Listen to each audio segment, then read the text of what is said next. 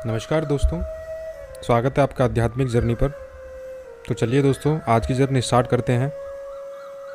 तो मित्रों, जैसा कि आप जानते हैं कि हम श्रीमद् भगवत गीता के द्वितीय अध्याय का अध्ययन कर रहे हैं और हमने पिछले श्लोक में जाना कि अर्जुन किस प्रकार से श्री कृष्ण को तर्क देते हैं युद्ध ना करने के लिए। तो चलिए दोस्तों, उसी वार्तालाप को हम आगे बढ़ाते हैं और आगे के श्लोक का अर्थ जानते हैं। मित्रों, 5वें श्लोक में अर्जुन कह रहे हैं, ऐसे महापुरुषों को जो मेरे गुरु हैं उन्हें मारकर जीने की अपेक्षा इस संसार में भीख मांगकर खाना अच्छा है। भले ही वे सांसारिक लाभ के इच्छुक हों, किंतु हैं तो गुरुजन ही। यदि उनका वध होता है तो हमारे द्वारा भोग्य प्रत्येक वस्तु उनके रक्त से सनी होगी। तात्पर्य यह है कि शास्त्रों के अनुसार जो गुरु जो नित्य कर्म में रत हो और जो विवेक शून्य हो, त्याज्य है। दुर्योधन से आर्थिक सहायता लेने के कारण भीष्म तथा द्रोण उसका पक्ष लेने के लिए बाध्य थे। यद्यपि केवल आर्थिक लाभ से ऐसा करना उनके लिए उचित न था। ऐसी दशा में वे आचार्यों का सम्मान खो बैठे थे।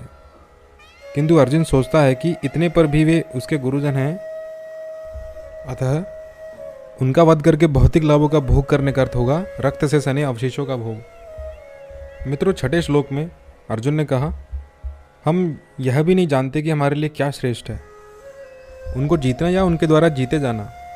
यदि हम धृतराष्ट्र के पुत्रों का वध भी कर देते हैं तो हमें जीवित रहने की आवश्यकता नहीं है, फिर भी वे युद्ध भूमि में हमारे समक्ष खड़े हैं। मतलब अर्जुन की समझ में यह नहीं आ रहा था कि वह क्या करे, युद्ध करे और अनावश्यक रक्तपात का कारण बने।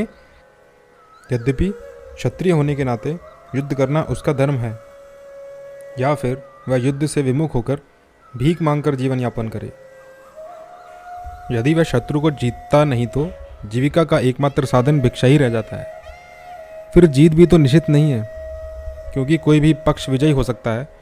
यदि उसकी विजय हो भी जाए, क्योंकि उसका पक्ष न्याय पर है, तो भी यदि धृतराष्ट्र के पुत्र मरते हैं तो भी उनके बिना रह पाना अत्यंत कठिन हो जाएगा। उस दशा में उसकी दूसरे प्रकार की हार होगी।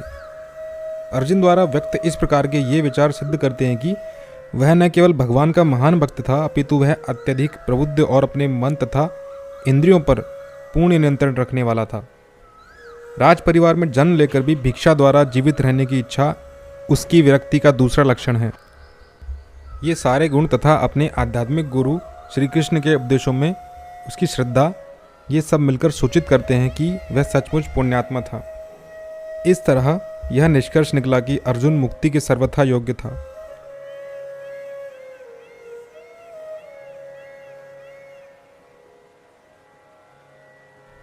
जब तक इंद्रियां संयमित न हो, ज्ञान के पद तक उठ पाना कठिन है, और बिना ज्ञान तथा भक्ति के मुक्ति नहीं होती।